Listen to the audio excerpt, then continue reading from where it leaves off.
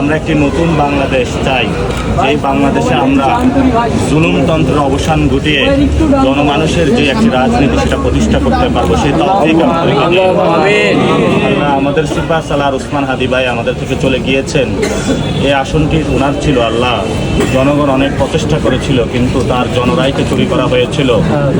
আল্লাহ, আমরা বলেছিলাম আমরা দ্বিগুণ গতিতে আরো যুদ্ধ করব, মানুষের কাছে যাব। ওসমান হাদি ভাই আজকে থাকলে হয়তো তারাবির নামাজ ওনার সাথে পড়তে পারতাম। উনি আজকে আমাদের মাঝে নাই। আল্লাহ, আমাদের অসংখ্য ভাইকে 2024 সালে শহীদ করা হয়েছিল।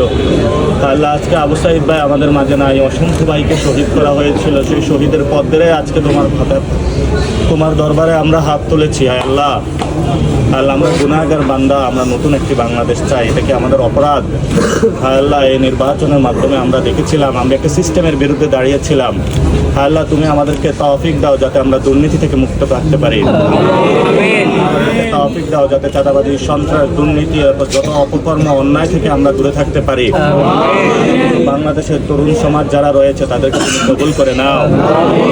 আল্লাহ, ওসমান হাদি ভাই যে ইনসাফের রাজত্বের কথা বলেছে, সেই ইনসাফের রাজত্ব কায়েম করার তৌফিক আমাদেরকে দাও।